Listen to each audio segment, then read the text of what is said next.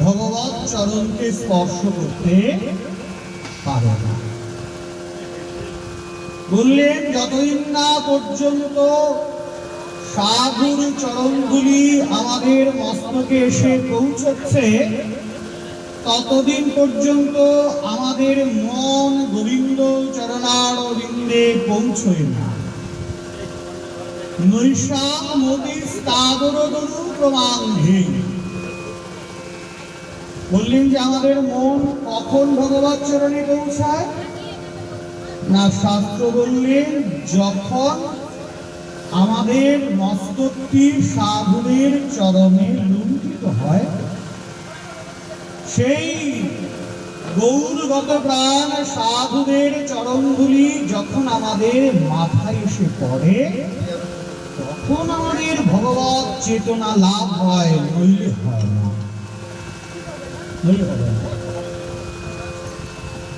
হবে না কেন? শাস্ত্র সিদ্ধান্ত দিচ্ছে যে দেখো,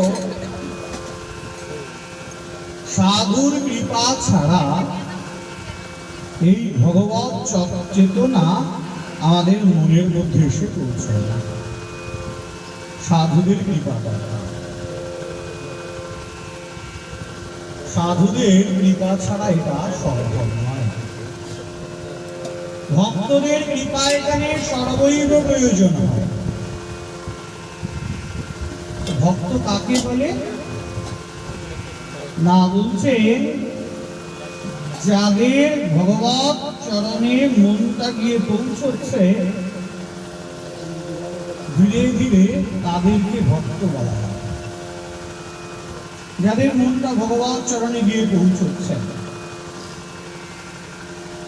এই যে ভক্ত আছেন, বলছেন এই ভক্তের, এই যে কৃষ্ণ ভক্ত যাদের মন কৃষ্ণ পাদ পদারবিন্দে আছে, বললেন তাদেরকে দুটি ভাগে ভাগ করা যায়। মানে কি কি? সাধক এবং সিদ্ধ পুরুষ। কৃষ্ণ ভক্তের দুটি ভাগ করছেন শাস্ত্র, সাধক এবং সিদ্ধ পুরুষ। সাধক কাকে বলে? বললেন উৎপন্ন রতয়ঃ সম্যক নির্বিঘ্ন মানুপাগতঃ কৃষ্ণ সাক্ষাৎকৃতৌ যজ্ঞঃ সাধকা পরিকীর্তিতঃ। শ্রীকৃষ্ণে যাদের মন রয়েছে কিন্তু সম্যক রূপে বিঘ্ন নিবৃত্ত হয় না, ভগবানের দিকে সেবা কাজ করছে কিন্তু বিঘ্ন নিবৃত্ত হয় না। সাংসারিক বিঘ্ন আসছে, শরীরটা খারাপ হচ্ছে, সংসারে অশান্তি হচ্ছে, কিন্তু ভগবানের সেবা কাজ করছে, তার দিকে মন আছে। এই ভক্তকে বলা হয় সাধক। আমরা কি জানি যে আরে ভগবান সাধনা করে এর কেন এত দুঃখ থাকবে? শাস্ত্র বলছেন এর দুঃখ থাকবে, এই জন্যই সাধক।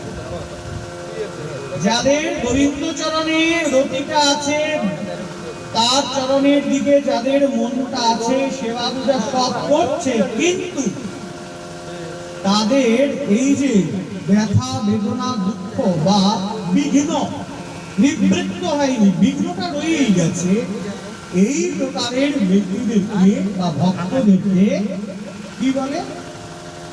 সাধক। তাহলে আমরা কি জানলাম? যে সাধকেরও বিঘ্ন হয়, সাধকেরও বিঘ্ন হয়, অশান্তি থাকতে পারে, কিন্তু সাধক কখনো বিচলিত হয় না। তিনি কখনো বিচলিত বোধ করেন না। তিনি জানেন যে সুখ দুঃখ শীত এবং গ্রীষ্ম ঋতুর গমনা গমনের মতো। শ্রীমদ্ ভগবদ গীতায় ২য় অধ্যায় সাংখ্যযোগ, সেই স্থানে ভগবান শ্রীকৃষ্ণ অর্জুনকে বলছেন, দেখো অর্জুন, সুখ এবং দুঃখ এটি শীত এবং গ্রীষ্ম ঋতুর গমনা গমনের মতো। আগমা পাইন নিত্যস্ব সৎস্বাং স্থিতিস্ব ভারত। হে ভারত, মনুষ্য জীবনে সুখ, মনুষ্য জীবনে দুঃখ এটি শীত এবং গ্রীষ্ম ঋতুর গমনের মতো চক্র আকারে আবর্তিত হয়। কারোর জীবনে চিরকাল সুখ থাকে না, কারোর জীবনে চিরকাল দুঃখ থাকে না। কেউ চিরকালীন সুখী হতে পারবে না, আবার কেউ চিরকাল দুঃখেও থাকবে না। এই অবস্থায় কি করবে? ভগবান বলছেন যে ভেঙে পড়বে না। কি করতে পারি? বললেন শান্ত থাকবে। অর্জুন, তুই শান্ত থাকবে, এটাই তোমার প্রকৃত কর্তব্য। ঠিক আছে, তাই থাকবে। তাই সাধকেরও বিঘ্ন থাকবে। এরপরে আরেক ভক্ত আছে, তাকে বলছেন সিদ্ধ পুরুষ। বলি না যে অমুকে সিদ্ধ মহাত্মা। সিদ্ধ পুরুষ কি? অবিজ্ঞাতা অখিলোকে স্বাহা সদা কৃষ্ণ আশ্রিতো প্রিয়াঃ সিদ্ধ্যাঃ সুসন্ত্যাত প্রেম সৌখদ্য স্বাদপরায়ণঃ। যাদের অবিদ্যা অস্মিতা আদি ক্লেশ দূরীভূত হয়েছে, যারা নিরবিচ্ছিন্ন ভাবে ভগবত চিন্তায় মগ্ন, কৃষ্ণ প্রেম আস্বাদনে মগ্ন, তাদেরকে সিদ্ধ পুরুষ বলা হয়। সুখ দুঃখ ইত্যাদি তাদের কাছে পৌঁছতে পারেন না, কারণ তারা সেগুলিকে গ্রাহ্যের মধ্যে রাখে না। অপ্রাকৃত দেহে জীব কৃষ্ণ ভজন, সিদ্ধ মহাত্মা বলে। সাধক আর সিদ্ধ পুরুষে অনেক পার্থক্য। তারা হচ্ছেন সেই সিদ্ধ পুরুষ, সর্বদাই ভগবত চেতনায় মগ্ন। কেমন? কৃষ্ণময়ী কৃষ্ণ যার অন্তরে বাহিরে, যাহা যাহা নেত্র করে তাহা কৃষ্ণ স্ফুরে। সিদ্ধ মহাত্মা সর্বদাই প্রেমানন্দ সুখে থাকেন। বুঝবো কি করে? বলে একটা বাচ্চা শিশুর মতো। এই জড়জগতের প্রতি তার কোনো স্পৃহা থাকবে না। সেই সিদ্ধ পুরুষদেরকে আমরা কোনো কিছু দিয়ে সন্তুষ্ট করতে পারি না।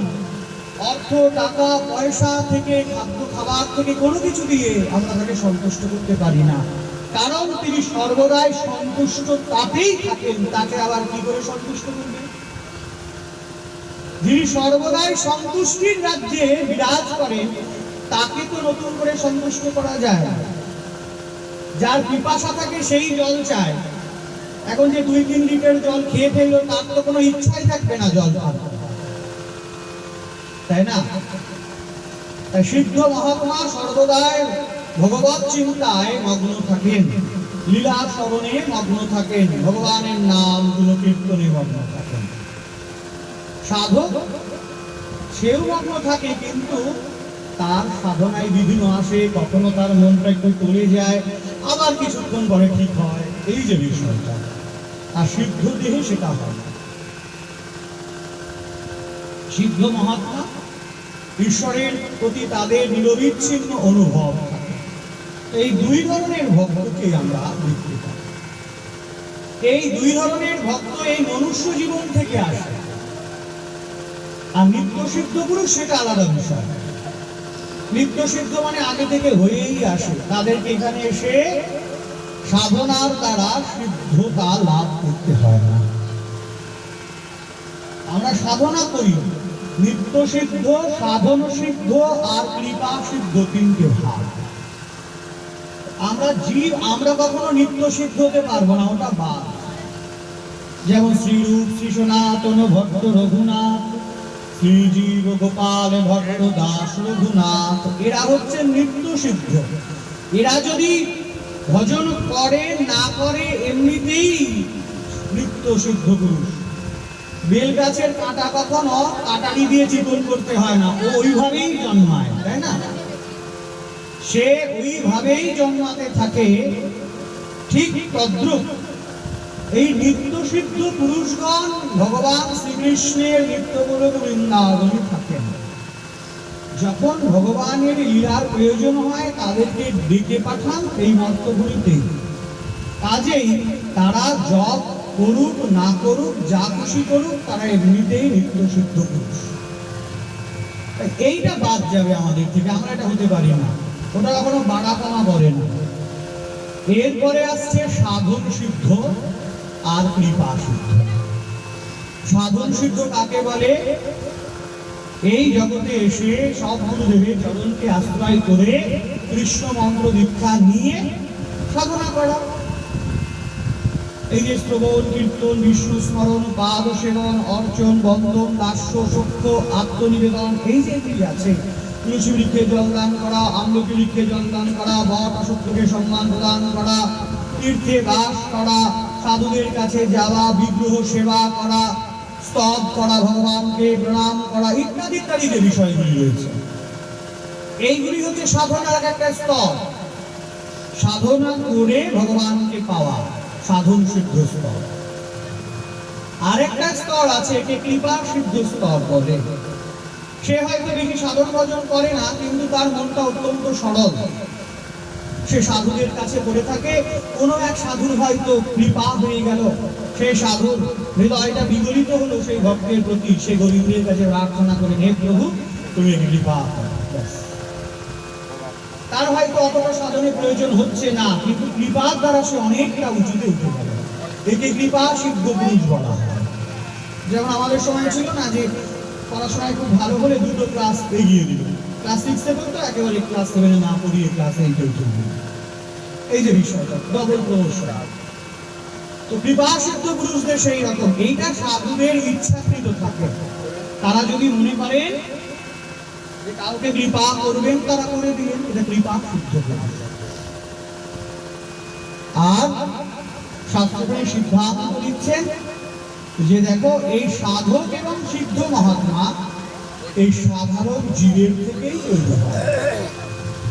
সাধারণ জীবের থেকে এই সাধক তৈরি হয়, সাধারণ জীব থেকে সিদ্ধ পুরুষেরা আবির্ভূত হয়। তাই শাস্ত্র বলছেন যে আমাদের এই ভক্ত চরিত্র বা ভক্তের দিকে লক্ষ্য রাখতে হবে। সাধারণ মানুষই ভক্ত হয়ে যায়, ভক্ত তো আকাশ থেকে বলবে না। সবাই তাহলে কেন ভক্ত হয় না? অর্জুন জিজ্ঞাসা করছিলেন ভগবানকে যে তোমার কথা শুনে তো মনে হচ্ছে জগতের সকলের উচিত তোমাকে ভজন করা, কিন্তু বাস্তবে তো সবাই যে তোমাকে ডাক দেয় তা তো নয়। সত্যি তো তাই, আমরা সকলেই যে ভগবানকে ডাকি এমনটা তো নয়। এটা কি, এটা কেন হয়? অর্জুনকে ভগবান বললেন যে সকলেই যে আমাকে ডাকবে এমনটা তো নয়, প্রত্যেকেই যে আমাকে ডাকবে এমনটা হতে পারে না। কারা কারা ডাকে? 4 প্রকার ব্যক্তি ডাকে। 4 প্রকার ব্যক্তি কে কে? আত্ম, অর্থার্থ, জিজ্ঞাসু আর জ্ঞান। এই 4 প্রকার ব্যক্তি ভগবানকে ডাকবেন, অন্যরা কেউ ডাকবে না। অবজানন্তি মং মূঢ়া মনুষ্যাত্মনাস্মৃত্যম। যারা অত্যন্ত মূঢ় ব্যক্তি, তাদের মন ভগবৎ চরণে আসবে না। জানতে হবে এদের প্রচুর পাপ আছে, অপরাধ আছে, তাই মনুষ্য দেহ পেয়েও এদের মন ভগবানের দিকে দেবে না। বলে না, সে অত্যন্ত জ্ঞানী, বলে ওই জ্ঞানের কোনো মূল্য নাই। জ্ঞানের বিহনে প্রেম নাই, জীবনানন্দ দাশের কথা। সে জ্ঞানী হতে পারে, সে পণ্ডিত হতে পারে, যা হয় হতে পারে, কিন্তু ভক্ত জগতে তার কোনো মূল্য থাকবে না। কেন থাকবে না? বলছেন যে তার এই জীবনে হবে না। কোন জীবনে হবে বলে এটা কেউ বলতে পারে না। তাই আত্ম, অর্থার্থ, জিজ্ঞাসু, জ্ঞানী, এই 4 প্রকার ব্যক্তির ভগবত ভজন হয়। আর শাস্ত্র এমনি সিদ্ধান্ত দিচ্ছে যে আমাদের কর্তব্য হচ্ছে, সকলের কর্তব্য ভগবৎ চরণারবিন্দ লাভ করা। লাভ না করলে কি হয়? কৃষ্ণ বলি যেই জীব অনাদি বহির্মুখ, অতএব মায়া তারে দেয় সংসার। ভগবৎ চেতনা বিমুখ হয়ে যায় আমরা। ঈশ্বরের প্রতি আমাদের সেই ভাবনাটা থাকে না। কেন না, আমরা মায়ামুগ্ধ জীব। মায়ামুগ্ধ জীবের নাহি কৃষ্ণ স্থিতি দেয়। মায়ার আমাদেরকে এই গ্রাস করে ফেলছে আমাদের চেতনা, যার জন্য আমরা অচেতন হয়ে আছি। শ্রীমান মহাপ্রভু যখন কেশব ভারতীর কাছ থেকে সন্ন্যাস দীক্ষা নিচ্ছেন, সন্ন্যাস দীক্ষা নিয়ে নিলে তার একটা নামকরণ করতে হয় নতুন। কেশব ভারতীকে বলছেন যে আমাকে তো নামকরণ করবে, বলে হ্যাঁ করবে। কেশব ভারতী তো জানেন যে তিনি স্বয়ং ভগবান, রাধা কৃষ্ণের মিলিত তরু, তার নামকরণ তিনি কি করে করবেন? কেশব ভারতী বললেন যে প্রভু, আমি তোমার নামকরণ কি করে করব? এটা তো লৌকিক আচারে আমি তোমার সন্ন্যাস গুরু হলাম, লৌকিক আচার। এই লৌকিক আচারটা প্রয়োজন আছে। শ্রীমান মহাপ্রভু তিনি এটি কেন করলেন না, গীতাতে আছে কর্মযোগে অর্জুনকে ভগবান বলছেন যে দেখো, জগতে কেউ কর্ম না করে থাকতে পারে না, সকলকেই কর্ম করতে হয়, কেউ কর্ম না করে থাকতে পারে না। বললেন সব কর্ম করবে, কিন্তু কর্ম করে কর্মের ফলকে ত্যাগ করাটাই হচ্ছে প্রকৃত ত্যাগের লক্ষ্য। সবকিছু ত্যাগ করলো, সব ছেড়ে দিয়েছে, সংসার বলে হ্যাঁ, কিন্তু সে কর্ম ত্যাগ করতে পারবে না। কর্ম করার পরে সেই কর্মের ফল যদি সে ভোগ না করতে চায়, তিনি প্রকৃত ত্যাগী। কর্মযোগে ভগবান জানাচ্ছেন সেইখানে ভগবান বলছেন যে দেখো অর্জুন, এই জগৎ থেকে আমার পাওয়ার কিছু নাই। সত্যি তো তাই। ভগবান কি চাইতে পারেন? ভগবান বলছেন আমার প্রাপ্তির কিছু নেই, আমার কিচ্ছু দরকার নেই, তবুও আমি কর্ম করি। ভগবান নিজে বলছেন যে তবুও আমি কর্ম করি। কেন? আমি যদি কর্ম না করি, জগৎবাসী কর্ম করবে না।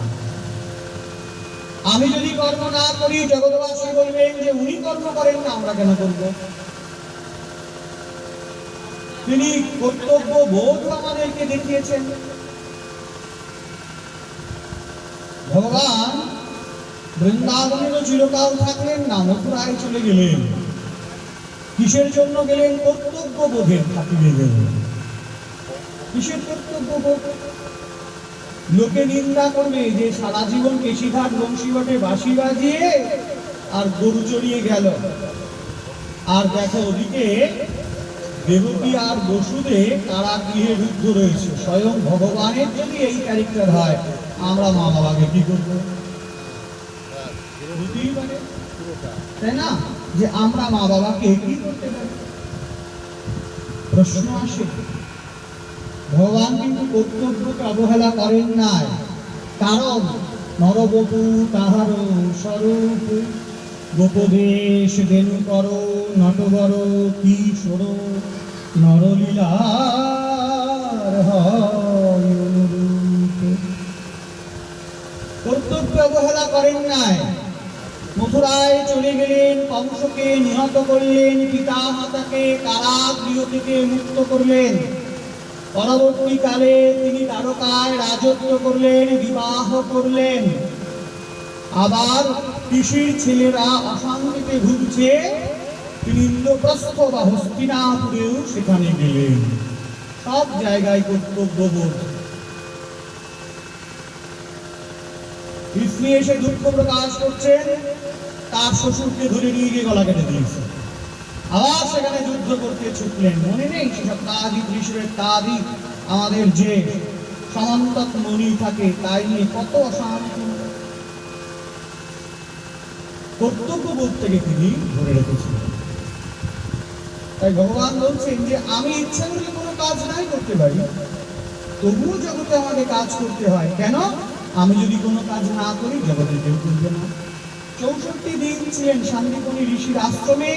সেই শান্তিপনির আশ্রমে থেকে তিনি 64 কলা বিদ্যা অধ্যয়ন করে পারদর্শী হলেন। দক্ষিণা স্বরূপ তার পুত্রকে ফিরিয়ে আনলেন। সমস্ত দিক থেকে 16,000 মহিষী একবারে গ্রহণ করলেন। তাদেরকে দেখভাল করলেন, তাই না? 8 জন প্রধান রাজমহিষী আছে, নাগনিজিকা থেকে শুরু করে, জাম্বুবতী থেকে শুরু করে, অন্যান্য যারা আছেন, রুক্মিণী থেকে শুরু করে, প্রত্যেককে তিনি সম্মান দিয়েছেন, ভগবান দেখাচ্ছেন। তাই কর্তব্যবোধে অবহেলাটা নয়। অতএব আমরা এই যে মনুষ্য জীবন ধারণ করেছি, আমাদেরও একটা কর্তব্য আছে। প্রধান অপ্রধান অনেক কর্তব্য থাকে। প্রধান কর্তব্য কি? প্রধান কর্তব্য ভগবৎ চেতনা। প্রধান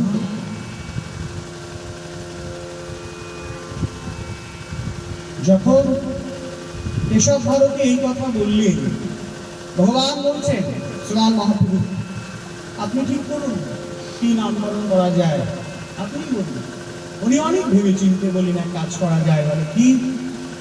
বলছেন যে এই জগৎ হচ্ছে ভগবৎ বিমুখ, অচৈতন্য হয়ে আছে মায়ার দ্বারা। আমরা যেমন ঘুমের ওষুধ খেলে আচ্ছন্ন হয়ে থাকি ঘুমে, তেমনি মায়া আমাদেরকে এমন করে গ্রাস করেছে যে আমরা মায়া নিদ্রায় ঘুমিয়ে আছি। ভোরবেলায় কীর্তন গাওয়া হয় না, জীব জাগো গোড়া চাঁদ বলে, তত নিদ্রা যাও ওগো জীব মায়া পিশাচীর কোলে।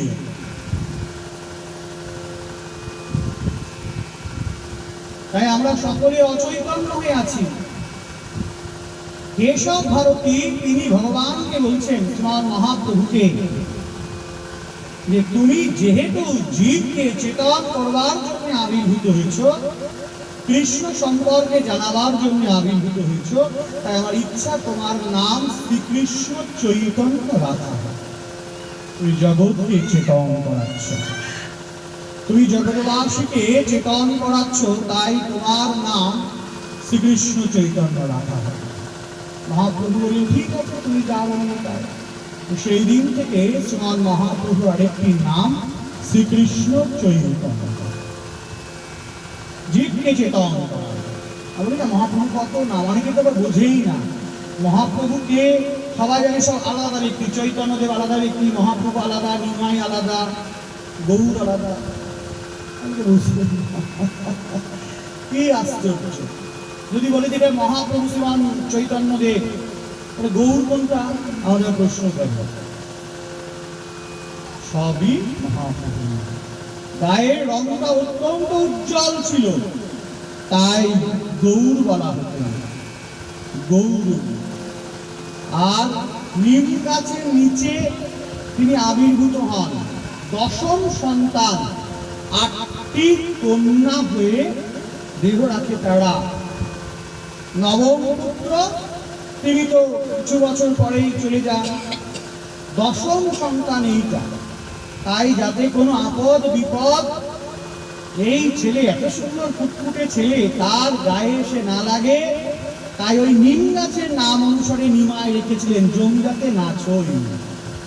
তাই তার আরেক নাম হচ্ছে নিমাই। কাজে গো শচী মাতা নিমাই নিমাই, প্রতিধ্বনি বলে নাই নাই। আমাদের কর্তব্য হচ্ছে এই চেতনাকে জাগরিত করা। চেতনা 5 প্রকার। আচ্ছাদিত চেতনা থাকে, বিকশিত চেতনা, মুকুলিত চেতনা, পূর্ণ বিকশিত চেতনা, আর সংকুচিত চেতনা। আচ্ছাদিত চেতনা, ইট কাঠ পাথর চেতনা আছে, আমাদের শাস্ত্র বলছেন ওদেরও চেতনা আছে, কিন্তু আচ্ছাদন অবস্থায়। আর পশু পাখি বলছেন গাছপালা, এদের চেতনা সংকুচিত চেতনা। চেতনা নেই তা বলা ভুল। আপনি লজ্জাপতি গাছের পাতায় হাত দিলে সেটা মরে যাবে। এমনকি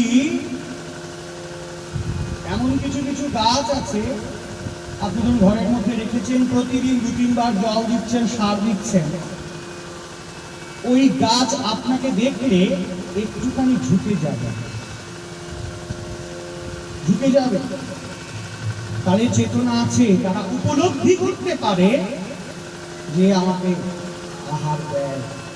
পশু পাখির ক্ষেত্রেও তাই। আপনি কোনো পশুকে ভালোবাসবেন, সে কিন্তু বিড়ালটা ওই টাইমেই চলে আসবে, মিউ মিউ করবে, গায়ে গায়ে ঘষে না, মানে ওটা ওদের আদর, ওদের খিদে পেয়েছে। তাহলে ওদের চেতনা আছে, অবশ্যই চেতনা আছে। করোনাতে একটা ভদ্রলোক মারা গেছে, কুকুরটা চিরদিনই ওইখানে বসে আসলাম, ডেড বডি তো বের হয়নি, ও জানে হসপিটাল থেকে নিশ্চয়ই আমার মালিক বের হবে।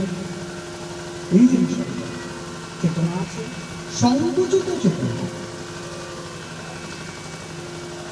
আর মুকুলিত চেতনা, সাধারণ মানুষ খাচ্ছে দাচ্ছে, ঘুরে বেড়াচ্ছে, রিল্যাক্সে সময় কাটাচ্ছে, আনন্দে থাকছে, ব্যাস, মুকুলিত চেতনা।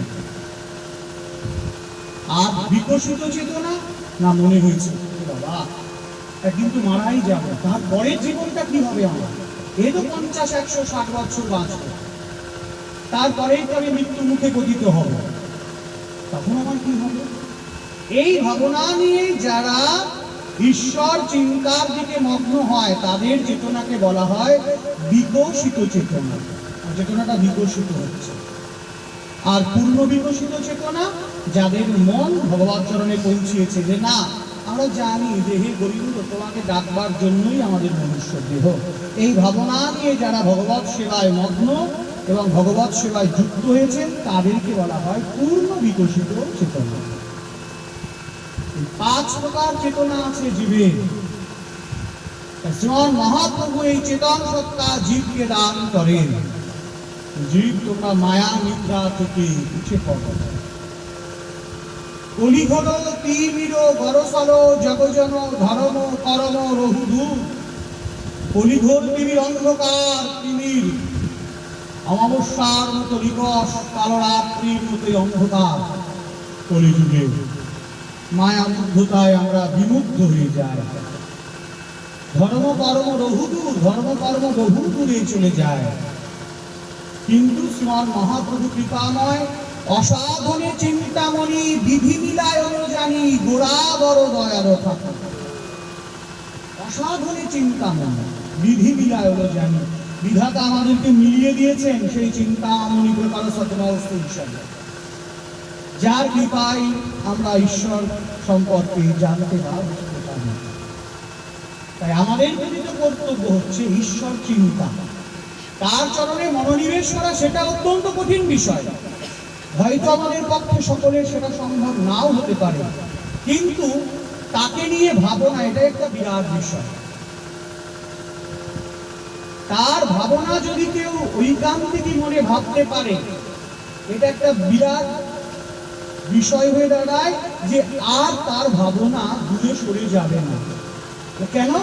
কানর পিরিতি চন্দনের রীতি ঘোষিতে সৌরভবন। কানর পিরিতি চন্দনের রীতি ঘোষিতে সৌরভবন, কি সুন্দর পদ। কানো মানে কৃষ্ণ, কানহা, কানাই যাকে বলা হয়। কৃষ্ণের প্রীতি মানে হচ্ছে প্রীতি, ভালোবাসা, স্নেহ। এটা কেমন? চন্দনের মতো। পাতাতনে প্রকৃত যে চন্দন, সেই চন্দন কাঠকে যত ঘষা যাবে ততই সুগন্ধ বের হয়। তেমনি ভগবত কথা আলোচনা শ্রবণ কীর্তন সেইগুলি যত বেশি পরিমাণে করা যাবে তত তার হৃদয়ে ভগবত প্রীতি এসে স্থান লাভ করবে। এমনি এমনি হবে ঘষিতে সৌরভ। পাটাতনে চন্দন ঘষতে ঘষতে যেমন তার সৌরভ বৃদ্ধি পায়, ভক্ত সঙ্গে হরিকথা শ্রাবণ এবং হরিনাম সংকীর্তন এবং নিজে নিজে সেই হরিনাম করা, গৌর গোবিন্দ চরণে তুলসী অর্পণ আরতি করার মাধ্যমে তার নিজের হৃদয়ে গৌর গোবিন্দের অপ্রাকৃত প্রীতির সঞ্চার হয়ে যায়। ঘোষিতে সৌরভ, হৃদয়ের মধ্যে সেই ভাবনাটা এসে জমা করে। কলিযুগ, এখানে ধর্মকর্ম করা খুব কঠিন, মহাপ্রভু জানেন। তাই আমাদের এই শ্রবণটা কৃপা করে করতে দিলেন। বৈদিক নিয়ম মেনে সব অনুষ্ঠান আমরা করতে পারি না, সম্ভব নয়। পুরোহিতকে দেখে আমরা করি, এটা নিয়ম, সত্যিই তাই। শ্রাদ্ধ কার্য, বৈবাহিক কার্য ইত্যাদি সেখানে পুরোহিতরা অবশ্যই করে দেবেন, এটা নিয়মের মধ্যে পড়ে, কারণ এগুলো বৈদিক কর্ম। ভগবানকে ডাকা এটাও দৈবিক কর্ম, এটা ভক্তি যোগ। কিন্তু মহাপ্রভু তিনি আমাদেরকে সেই জায়গাগুলিকে দেখিয়ে দিলেন যাতে আমরা সহজে মনকে শান্ত করে তার দিকে এগোতে পারি। নইলে আমাদের পক্ষে তো কলিযুগে সম্ভব নয়। নিয়তি লাঞ্ছিত ভাগ্য বিড়ম্বিত জীবন সম্ভব হয়ে ওঠে না। একজন মানুষ যদি উদয়স্ত পরিশ্রম করে, আপনি বলুন তাকে আপনি প্রেসার দিয়ে বলেন 6 ঘন্টা হরিনাম করবে, সে সংসার চালাবে কি করে? তুমি তো এখন তো ভাত তাকে দেবা না, তাই না? বাস্তব। মহাপ্রভুকে অস্বীকার করেছেন, তাই করতেন, তাহলে এত সহজ বিষয় আনতেন না, তিনি জানেন না। আচ্ছা, সে যদি ওই কাজটা করতে করতে তাকে স্মরণ করে, মানে তবুও হবে, তবুও হবে। সর্ব অবস্থাতেই ভগবানের নাম, ভগবানের কথা স্মরণ করা যায়। ধরুন আপনি শ্রী বৃন্দাবনের রাধারমণজিও দেখে এসেছেন, বঙ্কু বিহারী দেখেছেন। এবার আপনি বাসন মাজছেন, আপনি যে থালা বাসনই মাজন না কেন, আপনার মনকে তো আটকাতে পারবেন না যে এখন আমি এই বাসন মাজছি। মন, তুমি এখন গোবিন্দের কথা চিন্তা করো না, যখন ঠাকুরের বাসন মাজবো তখন তুমি চিন্তা করো। তা কি আর হয়? এটা বাস্তব উদাহরণের অপরাধ বলে না হবে। কথার কথা বোঝানো হচ্ছে, তখন আপনার মনে পড়ে গেল সেই কেশি ঘাটের কথা। ওই যে আপনি স্মরণ করছেন, এটি হচ্ছে ভক্তি যোগ। যোগ মানে যুক্ত থাকা ঈশ্বরের সঙ্গে, যেভাবেই হোক। পাঠে যে কথাগুলো শুনলাম মনে পড়ে যায়, ওই মনে পড়ে যাওয়া অর্থই হচ্ছেন ভগবান আপনার হৃদয়ে পর্যবসিত হয়ে গেল। মধুর হরিনাম আপনার কর্ণকুহরে আসছে, আপনি কীর্তন করছেন, আপনি বিশ্বাস রাখবেন যে যেই নাম সেই কৃষ্ণ ভজনিষ্ঠা করি, নামেরও সহিত আছেন আপন শ্রীহরি। যদি এই বাক্যে বিশ্বাস থাকে, ভুবন মঙ্গল হরিনাম কর্ণকুহরে প্রবেশ মাত্র আমি বিশ্বাস করব আমার হৃদয়ে গোবিন্দ প্রেমের সঞ্চার হচ্ছে, প্রভু অবস্থান করছে। কি অপূর্ব, কত সহজ সরলতা হরিনাম। নাম ভজ, নাম জপ, নাম চিন্ত সার।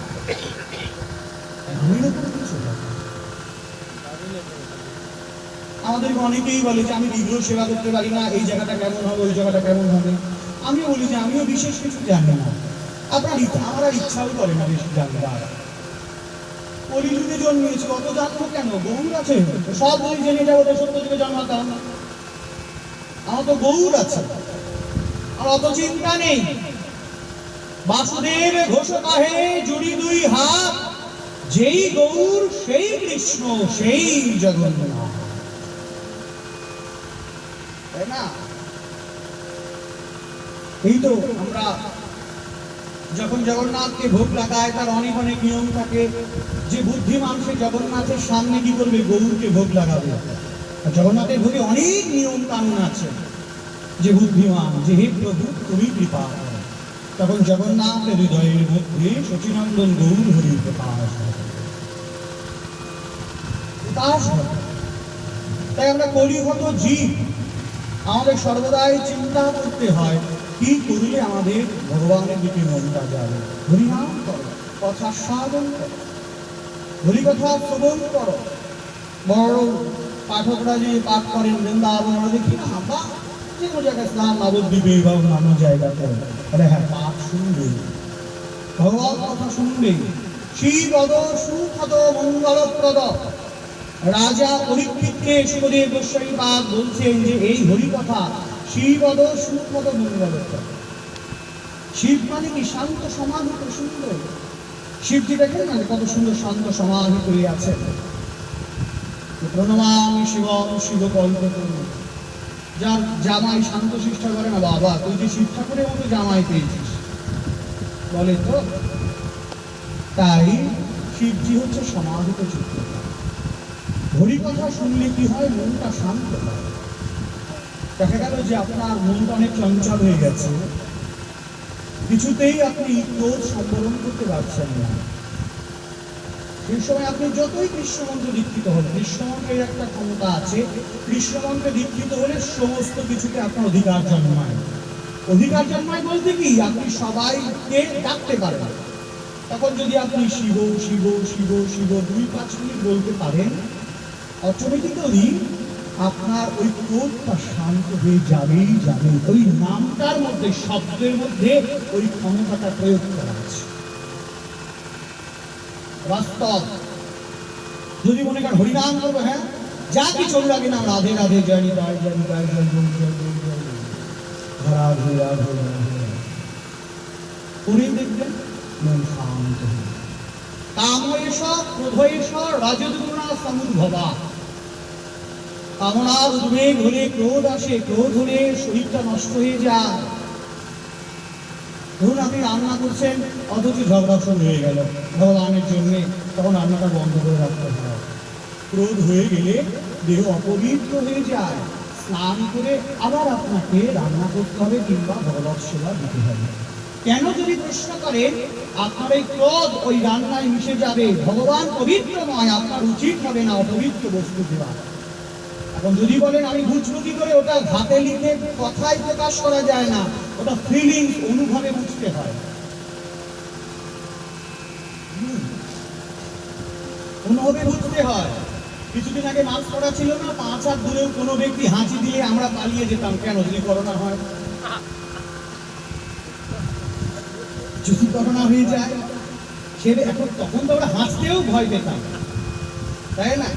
আর আমি ভগবানকে ডাকতাম যে আমার তো গলায় প্রবলেম থাকে, হে ঈশ্বর যা দিও করোনা শেষ হোক, তারপরে গলায় প্রবলেম ভয় হোক। মানে একবার যদি কেসে দিই ভাববে ওই বিপুল মনে হয়। রে কি আশ্চর্য, মানুষের কাশি হলেও চেপে রাখতে হবে, উপায় না। এটাও ঠিক তদ্রূপ আমাদের মনটা অপবিত্র হয়ে যায়। সবসময় মনে করতে হয় ভগবান অত্যন্ত পবিত্র পুরুষ, প্রেমময়, রসময় সত্তা। এটা স্থির বিশ্বাস রাখতে হবে। ভগবান কাউকে দুঃখ, বেদনা, কষ্ট দেন না, অত্যন্ত প্রেমময়। ধূপ চিরদিন নীরবে জ্বলে যায়, প্রতিদান সে কি পায়, তাই না? ধূপের কাজই হচ্ছে নিজে জ্বলিত হয়ে অপরকে সে সুগন্ধ বিতরণ করা। আর ভগবান সর্বদাই চেষ্টা করেন যে তিনি জগৎকে যাতে সুখী রাখতে পারেন, সুখী না ভবাবন্তু। কিন্তু আমরা দুঃখ পাই কেন? আমরা আমাদের কর্মের ফলের জন্য দুঃখ পাই। এখানে ভগবানকে দোষ দিলে হবে না। সুখস্য দুঃখস্য ন কোপি দাতা পরো দদাতি। ভগবান বলছেন যে হে জীব, তোমার জীবনের সুখ, তোমার জীবনের দুঃখের ভাগিদার কাউকে করবে না, নিজেকে করবে। আমাকে সর্বদোষ পরদোষে পরিরোষ, রোষে দোষ আপনি মিলাই। নাহি দোষী নিজ জনে, দোষী শুধু অন্য জনে, না বুঝিয়া করি হাই হাই। প্রেমানন্দ ঠাকুর কত বড় ভক্ত বৈষ্ণব, তার আক্ষেপ যে আমরা সবসময় নিজেকে বাদ দিয়ে অপরকে দোষারোপ করি। যিনি উত্তম বৈষ্ণব তিনি কখনো কারোর দোষ দেখেন না, সর্বদাই নিজের ভাবেন সকলেই সঠিক, আমি শুধু পড়ে রইলাম, আমি শুধু পড়ে রইলাম। আপনি উত্তম বৈষ্ণবের কাছে গিয়ে ভুল করবেন, সে আপনাকে কখনোই প্রতিবাদ করবে না। কেন করবে না? সে ভাববে আপনি ঠিকই করছেন, তার চোখ ভুল দেখছে। আপনি ঠিকই করছেন, তার চোখ ভুল দেখছে, সে আপনাকে শুধরবে না। কারণ ও জানে যে আমি শুধরতে গেলে আমার মনে অহংকার আসবে, যে আমি জানি। এই অহংকারই আমার গোবিন্দ চরণ থেকে নামিয়ে দেবে। তাই শাস্ত্র বলেছেন উত্তম সাধুকে দূর হতে দর্শন করবে, প্রণাম করবে, কৃপা চাইবে, কিন্তু তার সঙ্গ করলে তুমি কিছু শিখতে পারবে না। তুমি ভুল করলেও সে দীনতার জন্য তোমাকে কিছু বলবে না।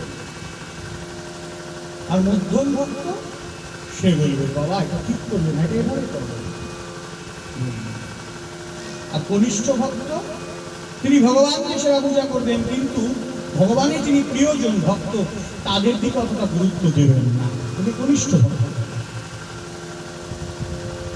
তাই শাস্ত্র সিদ্ধান্ত দিচ্ছেন যে সবই পুংসান কৃষ্ণ পদারবিন্দ।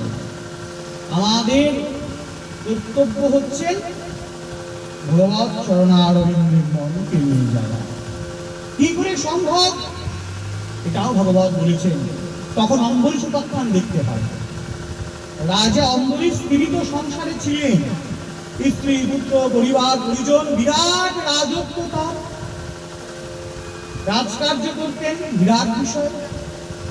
কি রাজকার্য করতেন? আমরা ভাবি তো রাজার তো বিরাট ভালো কাজ, বেশ বিরাট এক কৌচের পরে বসে থাকে আর অর্ডার করে, তাই না? চন্দ্রগুপ্তের সময়তে তার এক প্রজা বলেছিল যে আপনার তো কোনো কাজই নেই, আমাদের কত কষ্ট জানেন? বলে কেন? বলে যে আপনি তো ওই রাজ বাড়িতে ওই জায়গায় বসে বসে শুধু হুকুম করে দেন। তখন রাজা বললেন ঠিক আছে, তুমি আগামী কাল থেকে 1 মাসের জন্য আমার এই রাজ্যে রাজা হবে। 1 মাসের জন্য এই রাজা হবে, আমি সব দায়িত্ব তোমাকে আজকে সারাদিন ধরে বুঝিয়ে দেব। খুব খুশি সেই প্রজা, ঠিক আছে তাই হবে।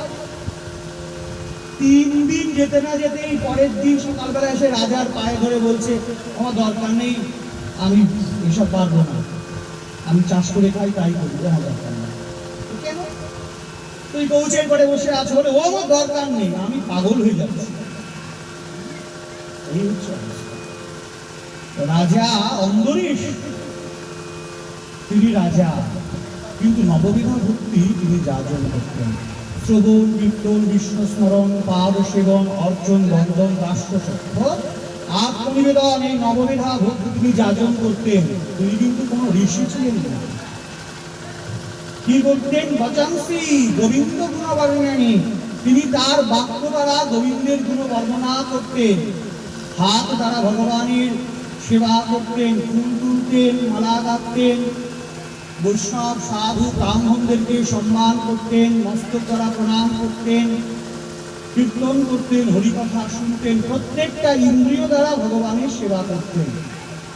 খুব সহজেই তার মন গোবিন্দ চরণে পৌঁছে। শাস্ত্র একদম উদাহরণ দিয়ে বুঝিয়ে দিয়েছেন। এরপরেও যদি আমরা বলি যে না আমরা বুঝতে পারছি না, আপনাকে মনে করতে হবে যে বলছে সে সব বোঝে, পাপ দিচ্ছে সব বোঝে। মানুষের এইটুকু বোধ নেই, 1 টাকা কমে যাক সে বুঝবে আমার 1 টাকা হারিয়ে গেল, টর্চ লাইট নিয়ে সে বুঝবে সে বেলায় বোধ আছে, আর এই ভগবত কথা সহজ বিষয় সে বুঝবে না, সব বোঝে। মরার সময় তখন মনে যাবে, তখন তার কিছু করার নেই। তখন 1000 গীতা বুকের পরে রেখেও কোনো লাভ নেই, অল্প গীতাটা নষ্ট হবে, তাই না? যে ব্যক্তি মৃত্যুকালে গীতা নাম উচ্চারণ করে তার আর পুনর্জন্ম হয় না। তখন এমন শ্বাসে টান দেবে না, তখন গীতা কি, তখন আর কারুর কথা মনে থাকবে না, ওই অক্সিজেনের নল তখন ছিঁড়ে নেবে। ভগবান বলছে দাঁড়া, এমন পচাবো বুঝতেও পারবে। আপনি প্রশ্ন রাখতে পারেন যারা ভগবানের সেবা করে তাদেরও তো হয়, বলে হোক, তাদের হওয়া সাধারণ মানুষের পার্থক্য আছে। তাদের যত যাই হোক তাদের মন থেকে চেতনা থেকে কৃষ্ণ চেতনা দূরীভূত হয় না, তাদের অতটা কষ্ট হয় না, তাদের অতটা কষ্ট হয় না।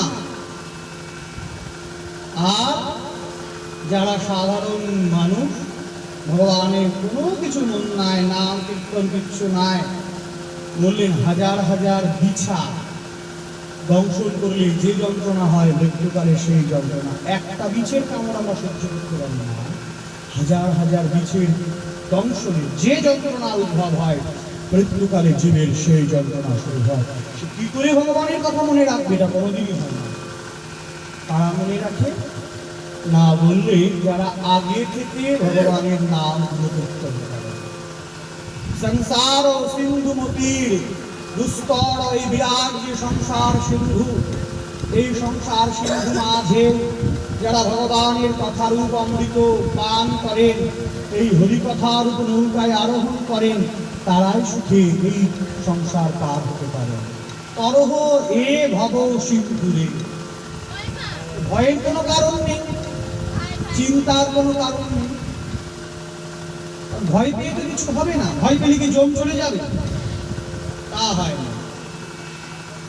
কি করতে হবে না, ভগবত নির্দেশিত পথ সাধুগণের আচরিত ধর্মকে পালন করতে হবে। যদি কিন্তু সাধুরা কি করে সেই ভাবনাকে নিয়ে আমাদেরকে এগোতে হবে। এই বলে কি হবে বলছে যে ধীরে ধীরে আমরা ঈশ্বর সম্পর্কে জানতে পেরে যাব, ভগবত চেতনা সম্পর্কে জানতে পেরে যাব। সর্বদাই সাধুদের দিকে মনকে রাখতে হয়। কি করে কি করা যায়, কি করে কি করা যায়, চিন্তাটা আনতে হবে যে ঈশ্বর চরণের দিকে যেন আমাদের মনটা নিবেশিত থাকে। এটা আমাদের মনে রাখতে হবে। যেভাবেই হোক, যেন কেনা প্রকারে ন কৃষ্ণে মনোনিবেশয়ে, যেভাবেই হোক আমাদের মন যেন গৌর গরিবের চরণে থাকে। ভগবানের প্রসাদী নৈবেদ্য গ্রহণ করতে হয়। ভগবান প্রসাদ যাকে বলা হয়, এই প্রসাদ গ্রহণ করলে কি হয়? বলি কৃষ্ণ বড় কৃপাময়, পরিবারে জিহুবা জয়, সপ্রসাদ অন্ন দিলা ভাই, সেই অন্ন অমৃত পাও, রাধা কৃষ্ণ গুণ গাও, প্রেমে ডাকো চৈতন্য নিতা। বলছেন যে আচ্ছা প্রসাদ পেলেই কি তার গুণ হয়? বলছে হয়, সঠিকভাবে সেবা দ্রব্য হিসেবে দেওয়া যায়, অবশ্যই হয়। তা আমাদের হয় না কেন? বলে তুমি যেটা প্রসাদ হিসাবে পাচ্ছ নাকি নিমন্ত্রণ খেতে গিয়েছো, সেইটাকে বিচার করবে, তাই না? প্রসাদ সেবা করতে গেলে ওটা যে প্রসাদ, এই ভাবনা নিয়ে সেবা করতে হবে। কিন্তু আমাদের ভাবনা হয়ে যায় ডাল ভাত আর পনিরের তরকারি, একটু লবণটা চড়া হলে ভালো হয়, তাহলে সারা জীবন খেলেও কিছু হবে না।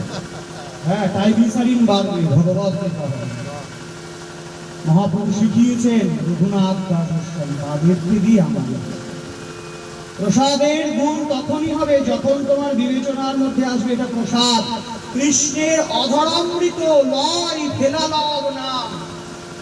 ভগবানের অধর অমৃত আমি পান করছি, আমি সেবা করছি, এটা প্রাকৃত বিষয়।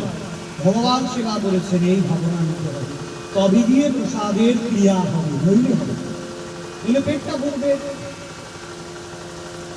পেটটা ভরবে, ঈশ্বর ভাবনা আসবে না, ঈশ্বর চিন্তা আসবে না। জৈব ধর্ম বলে একটা গ্রন্থ আছে, এখন সেই বন্ধু বৈষ্ণব হয়ে গিয়েছে, আরেক বন্ধু সেই উনি যেখানে থাকে সেখানে গেছে। দুজনেই তো পণ্ডিত, কিন্তু তার তখন ভগবত ভাবনা এসে সংযুক্ত হয়েছে, প্রসাদ পাচ্ছে। আর তখন তার এক বন্ধুকে বলছে এই তোমাদের এক দোষ। সেই বন্ধু বলছে কেন? বলছে এই ডাল ভাত আবার প্রসাদ হয় কখনো? তখন সেই যিনি নতুন বৈষ্ণব হয়েছেন সে মনে মনে ভাবছেন যে ভাই আগে হলে তোর সঙ্গে তর্ক করতাম, কিন্তু এখন আমার গুণ ধরে ঠিক আছে, তর্ক করতে ভালো লাগে না। মনে মনে ভাবছে তুই তাড়াতাড়ি যা ভাবে ভাবিস, খেয়ে দিয়ে যা, তুই বিদেই যা, মনে মনে মনে ভাবছে। লাল জিহুবার লালসায় ইতি উতি ধাই, শিষ্যদূর পরায়ণ কৃষ্ণ নাহি পায়। তোমাকে কন্ট্রোল করতে হবে জিহুবার লালসা। একটা সাধুর কথা মনে পড়ে গেল, তার পায়েস খেতে খুব ইচ্ছা হয়েছে। সে মনে মনে ভাবছে ওই লোকের বাড়ি থেকে দিনে একবার মাধুমুড়ি করে খাই, তা আমার জিভে এত পায়েস হয়ে যেমন লালসা। তো এক ভক্ত বাড়ি গিয়েছেন, গিয়ে বলছেন যে মা তোমাকে একটা কথা বলবো, আমার খুব পায়েস খেতে ইচ্ছা করে, একটু বেশি করে পায়েস রান্না করে ভগবানকে দিয়ে আমাকে দিয়ে বলো। হ্যাঁ দিয়েছেন। এমন খাওয়া খাচ্ছেন যে তার বমি ঠেলে আসছে, তবুও খাচ্ছে আর বলছে খেতে চেয়েছিলি না, খা। আর খেতে পাচ্ছে না, তাও নিজেকে নিজে বলছে আরো খা। খেয়ে বমি করে ফেলছে, তবুও খাচ্ছে। সাধু নিজেকে বলছে এই লোভ তোর যাবে না, আজকে তোর লোভ যাওয়া, আরে খা, দেখ।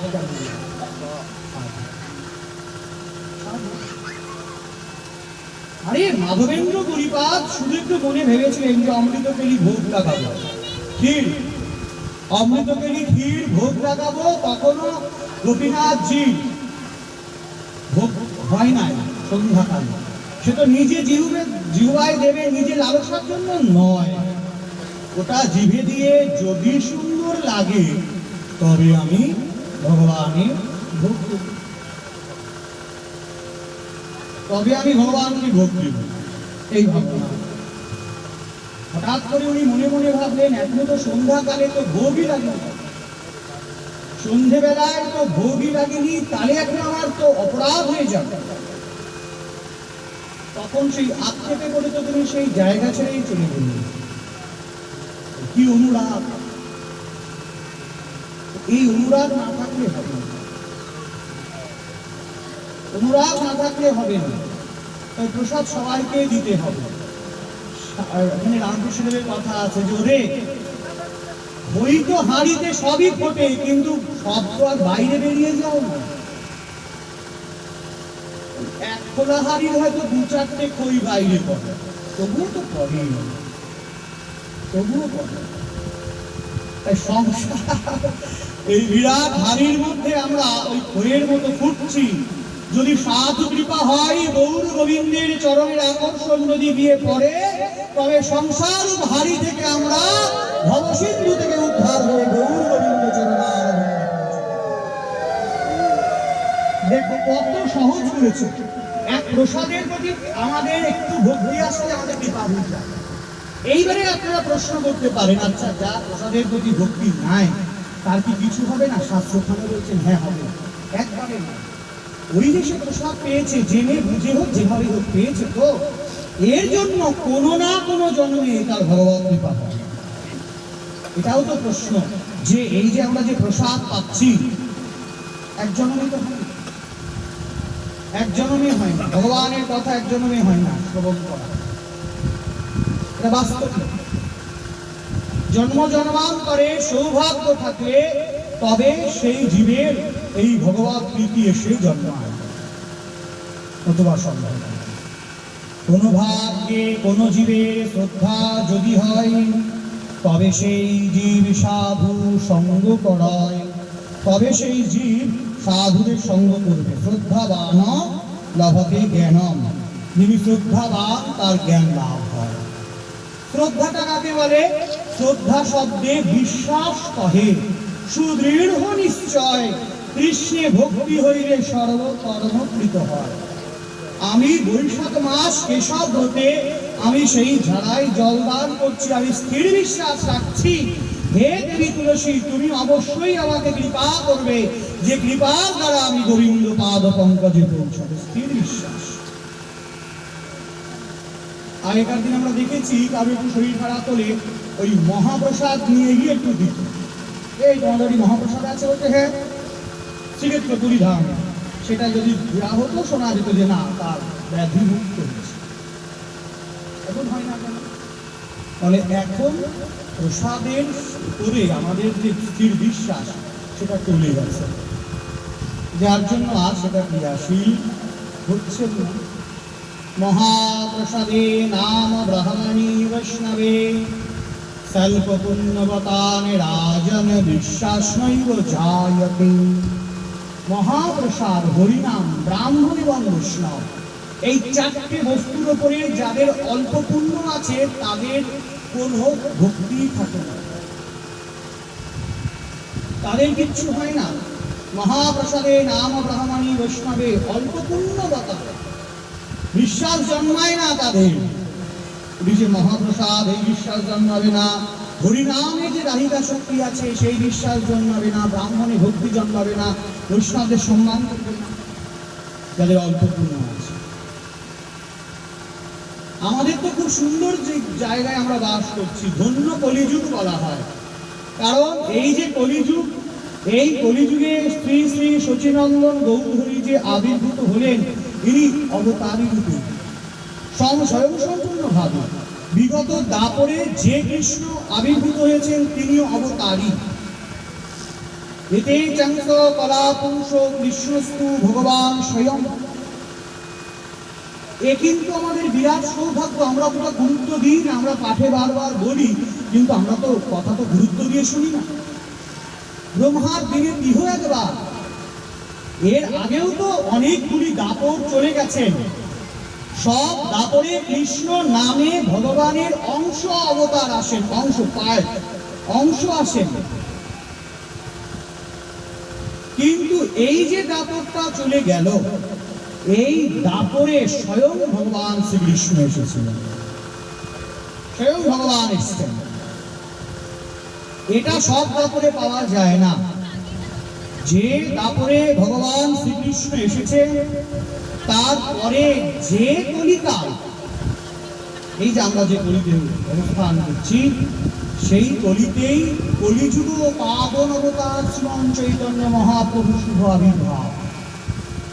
আমরা কিন্তু এক অর্থে সবাই খুব সৌভাগ্যবান, কিন্তু আমরা তো বুঝলাম না, আমরা বুঝলাম না। বলছে কলিযুগ যে আসবে তার বুঝবো কি করে? বলছেন যখন সাধারণ মানুষকে ভগবানের দিকে টানতে গেলে তোমাকে অনেক কষ্ট স্বীকার করতে হবে, তুমি জানবে কলিযুগ চলছে। আগে কি সত্য কেটা, তারপরে মানুষ এমনিতেই ভগবান পরায়ণ ছিল, আর কলিযুগে সহজে মানুষ ভগবান পরায়ণ হতে চায় না, ভগবানের কথা নাম গুণকীর্তন শুনতে চায় না।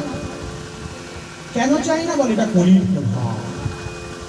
কলির প্রভাব, কলি আমাদের মনকে বিচলিত করে, এমনকি রাজা পরীক্ষিতের মনকেও বিচলিত করেছিল। নইলে তিনি কেন সেই মরা সাপ শ্রমিক ঋষির গলায় ঝুলিয়ে দেবেন? তাহলে কলি থেকে বাঁচবো কি করে বলে? এই ভাবনার দরকার নেই, ঈশ্বরের মন থাকলেই সব। কৃষ্ণ সূর্য সম মায়া অন্ধকার, যাহা কৃষ্ণ তাহাতে নাই মায়ার অধিকার। কৃষ্ণ সূর্যের সমান, সূর্যের উদয়ে যেমন অন্ধকার দূরীভূত হয়ে যায়, ঠিক তদ্রূপ ভগবৎ প্রীতি যখন আমার হৃদয়ে এসে পৌঁছবে, মায়া এমনিতেই চলে যাবে। আমরা মায়াকে তাই বলে নিন্দা করতে পারি না। আমরা এক জায়গায় শাস্ত্রে দেখি না যে বসুদেব সেই যমুনা, উত্তাল যমুনাকে পার হতে পারছেন না, মনে মনে ভাবছেন এত বড় যমুনা আমি পার হব কি করে? সঙ্গে সঙ্গে দেখছেন একটা শ্রীগাল, শেয়াল, সে কি সুন্দর পার হয়ে চলে যাচ্ছে। তখন উনি ভাবছেন একটা শ্রীগাল, সে যদি পার হয়ে যেতে পারে আর আমি পারবো না। শ্রীগালটা কে ছিল? বলছেন শ্রীগাল রূপেতে মায়া সে পথ দেখা। আমি যখন ভগবানের দিকে মনটা রাখবো, সাধুদের কৃপা যখন আসবে, ঈশ্বরের যখন সেবা পূজা করবো, ওই এমনিতেই আমার মন, তখন মায়ায় আমাকে সেই পথে নিয়ে যাবে। ঠিক আছে, আমি তোমাকে সাহায্য করছি, তুমি চলো। তাই আমাদের যখনই সাংসারিক জীব আমরা, তখন আমাদের একটু মনে রাখা উচিত আমি কি রাজা মনীষের থেকেও বেশি সাংসারিক। তখন দেখবে মনটা শান্ত হয়ে যাবে, মন শান্ত হয়ে যাবে। যদি আমরা কিচ্ছু না পারি, তাহলে হরিকথা শুনবে, আর কি করবে? গৌর গোবিন্দ চরণে তুলসী দাঁড়িয়ে, গৌর গোবিন্দের চরণে তুলসী অর্পণ করবে, আর প্রতিদিন একবার তাদের চরণে প্রণামটা করবে। ভজহুরে মন শ্রী নন্দ নন্দন অভয় চরণারবিন্দ রে। দুর্লভ মানব, এই মানব জন্মটা সাধারণ নয়, দেব দুর্লভ মানব জীবন বলা হয়।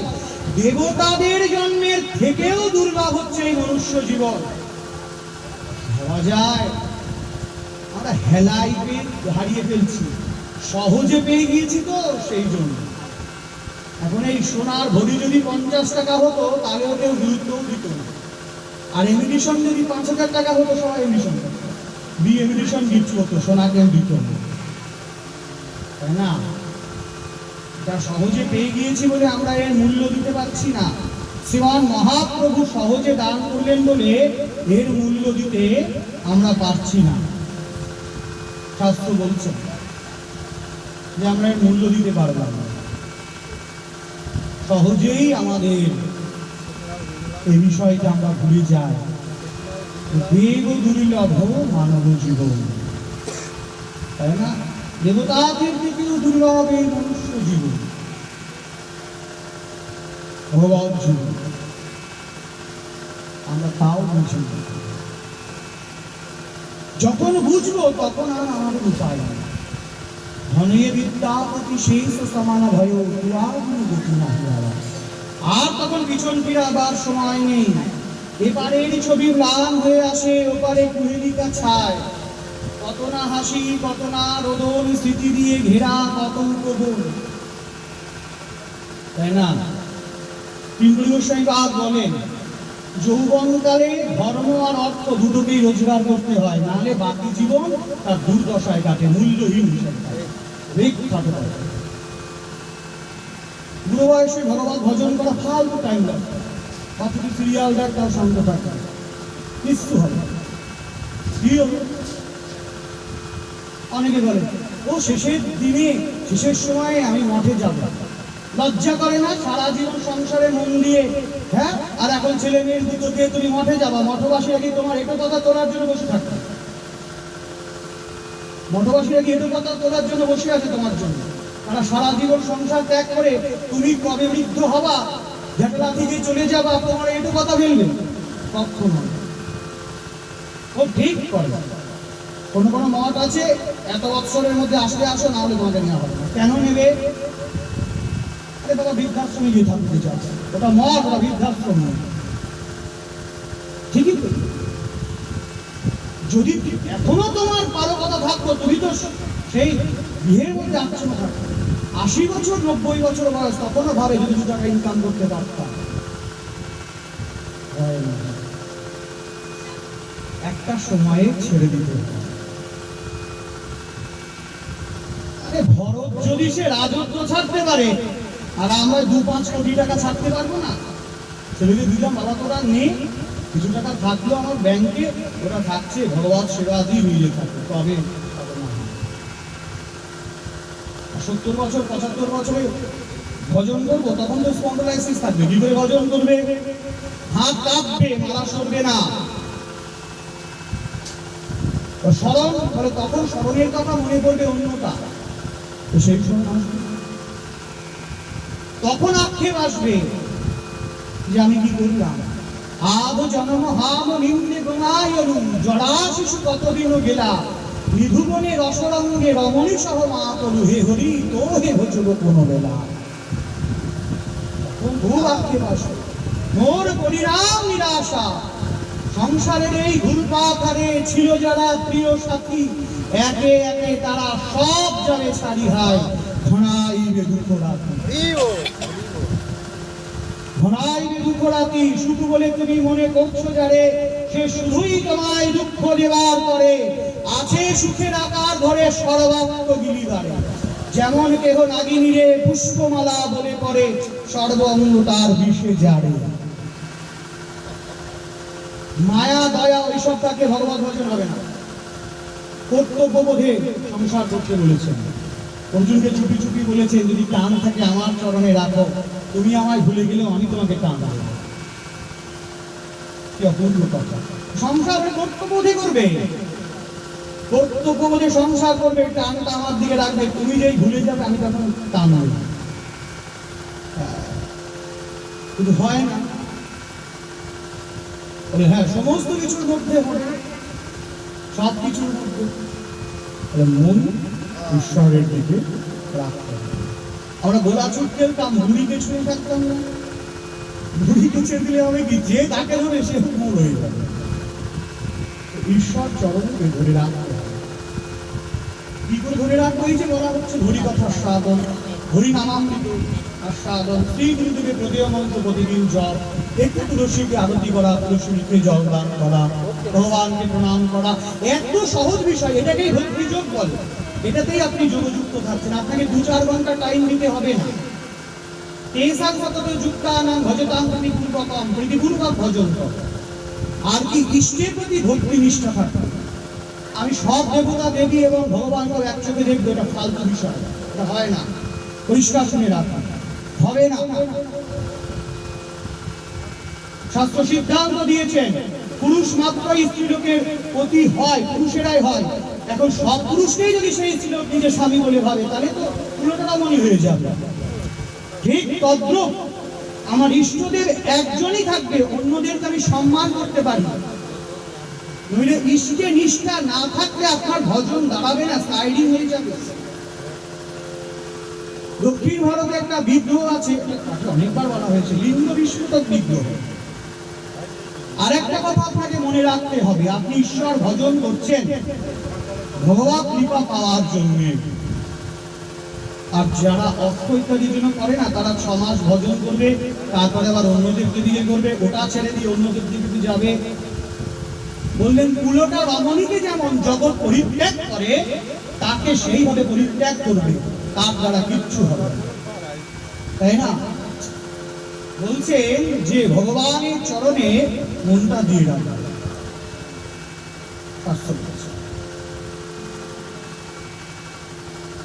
আমার ইষ্টদেব একজন, আমি অন্যকে সম্মান করতে পারি, কিন্তু তার প্রতি আমার মন এটা মাথায় রাখতে হবে। আর গরিব বৈষ্ণব সাধনা সব জায়গায় তাই বলছে, এই তুমি এই তিলক করো। আর আমি বৈষ্ণব সম্প্রদায় ভুক্ত, সৌর গণপত্য শাক্ত বিভিন্ন ভাগ আছে। যারা দেবী পূজা করবেন তার সিস্টেম মানবেন, আপনি বৈষ্ণব, আপনি আপনার নিয়ম মানবেন। কে বলছে কি বলছে আপনার দেখা দরকার নেই। দক্ষিণ ভারতে সেই মন্দিরটা ছিল শিবজির মন্দির, সেই মন্দিরে এক বৈষ্ণব থাকতেন। শিব মন্দিরে তো বৈষ্ণব থাকতেই পারে। তো যিনি সেই মন্দিরে সেবাই, তার অশৌচ হয়ে যায়, তিনি সেবা দেবেন না। রাজা বললেন, এই মন্দিরে নাকি শুনেছি একজন এসছেন, ওই ভদ্রলোককে বলো যিনি তিনি সেবা। তো তিনি বললেন যে না বাবা, আমি তো নৃসিংহ উপাসক, ভগবান নৃসিংহ দেবের উপাসক আমি তো অন্য কাউকে আমার ইষ্টদেব নয়। আমি সবাইকে সম্মান করি, প্রণাম করি, কিন্তু সেবা পুজো তো আমি একমাত্র ভগবান ছাড়া কাউকে করি না, নৃসিংহদেব ছাড়া। রাজা বলেন, ওসব বুঝি না, বলো যদি কালকে শিব পুজো না করে ওর গলা কেটে নেবে। সাধু তো ভঙ্গে বলেছেন যে আমি এখন কি করব। হ্যাঁ, সকালবেলা রাজা চলে এসছেন, যাও পুজো করো। উনি তো ভয় পাচ্ছেন, প্রাণের মায়া, বড় মায়া। কি করবেন? হাতে ফুল নিয়েছেন, উনি শিবলিঙ্গ রয়েছেন, শিবলিঙ্গে ফুল দিচ্ছেন, অথচ স্মরণ করছেন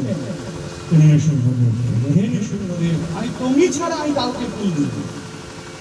তাই আমি তোমাকে ইষ্টদেব বলে মনে করি। ওই বিগ্রহ রয়েছে, শিবলিঙ্গ রয়েছে বটে, কিন্তু যখনই ওই ফুলটা দিয়েছেন নৃসিংহ রূপকে মনে করে, তার মন্ত্র উচ্চারণ করে মুহূর্তের মধ্যে শিবলিঙ্গ চৌচির হয়ে ফেটে গিয়ে ভগবান নৃসিংহদেব আবির্ভূত হয়ে তার শ্রী চরণকে সামনে দিকে দিয়ে দিলেন। সেই ফুল দিয়ে নৃসিংহদেবের চরণারবিন্দ করলেন। দক্ষিণ ভারতে আজ সেই বিগ্রহ আছেন, তার নাম লিঙ্গ বিশ্বকর্মা। এই ইষ্টের প্রতি নিষ্ঠা, যে যা কিছু হয়ে যাক আমি শুধু তোমাকেই জানি, তোমারই আমি প্রিয়তম করে মানি, তোমারই আমি চাহিয়াছি প্রিয় সকলকে সকমা, জনমে জনমে চলে তাই অনন্ত অভিশাপ।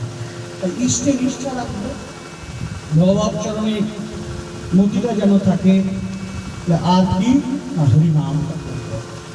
যুগ ধর্ম, প্রত্যেকটা যুগের আলাদা আলাদা ধর্ম থাকে, খুব মাথায় রাখতে হবে। যুগ ধর্ম কিন্তু হরিনাম সংকীর্তন, একে আপনি বাদ দিয়ে নৌকা আটকে যাবেন। নৌকা কাছিতে বেঁধে রেখে আপনি সারা জীবন নৌকা চালালে নৌকা যেমন স্থির থাকবে, হরিনাম বাদ দিয়ে আপনি যা খুশি করেন কিছুতেই কিছু কিন্তু হবে না, ভবসুখ উদ্ধার হবে না। অনেকে অনেক কথা বলতে পারে, কিন্তু আপনি মনে রাখবেন যে ওর কথা তো কান দিলে হবে না, কারণ শেষের দিকে ও আপনাকে ফেলে তুলবে না, এটা আপনাকে মনে রাখতে হবে।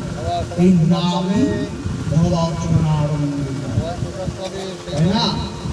ঈশ্বর চরণারবিন্দে এই হরিনাম পাই। সেই জন্য ভগবান চরণারবিন্দে মনোনিবেশ। আর ভগবত কথা শ্রবণ করবো তাই মনোবাদ। গীতা শ্রবণ কালে যদি কেউ অন্য কথা বলে তাকে শুকর হয়ে জন্মাতে হয়, তাই না? বরাহ পুরাণে শ্লোকে পরিষ্কার উদ্ধৃতি দিয়েছেন, দরকার হলে উঠে চলে যাবে, শুনবে না। কিন্তু যদি আমি কথা বলে তার শুকর যদি প্রাপ্ত হতে হয়। আর কি শাস্ত্র কথা শ্রবণে শান্ত না হলে মনোনিবেশ হবে না। সূক্ষ্ম দেহে অনেক সাধু ঋষিগণ সেই স্থানে থাকেন, তাই তাদের মনটা বিচলিত হয়ে যায়, আমাদের পাপ। আর যদি মনোনিবেশ করে শ্রবণ করি, বললেন ব্রাহ্মণগণ গায়ত্রী মন্ত্র জপে যে ফল লাভ করেন, আমাদের হরিকথা শ্রবণে আমরা সেই ফল লাভ করি। এবং ব্রজগোপিকা সহ শ্রীমতী রাধা রানী খুশি হয়ে যান যারা সুন্দরভাবে হরিকথা শ্রবণ করে। তাই এই নিয়মগুলো যদি আমরা একটু একটু মেনে চলি, আমাদের মন অবশ্যই গৌর গোবিন্দ চরণারবিন্দে পৌঁছাবে। মনে রাখতে হবে বহু জন্মের সৌভাগ্যের ফলে এই মনুষ্য জীবন 84 লক্ষ জনি ভ্রমণ করবার পর এই মনুষ্য জীবন সেটা যেন বৃথা না যায়, এই প্রার্থনা আমাদের গৌর গোবিন্দ চরণারবিন্দে থাকবে। আর আমরা আশা রাখি আজকে যে উদ্দেশ্যে ভগবান কথা বলেন তারা যেন গৌর গোবিন্দ চরণারবিন্দে থাকে, সেখান থেকে তারা যেন সন্তানদেরকে আশীর্বাদ করেন এবং আমরাও প্রার্থনা করি গৃহস্থের শারীরিক মঙ্গল কামনা করি, তাদের মন যেন ভগবান চরণারবিন্দ থাকে এই প্রার্থনা জানিয়ে উপস্থিত সকল ভক্তবৃন্দের চরণে বিনম্র প্রণাম নিবেদন করে আমাদের ভগবান কথা এখানে বিশ্রাম নিচ্ছেন। পিতাই গৌর সীতানাথ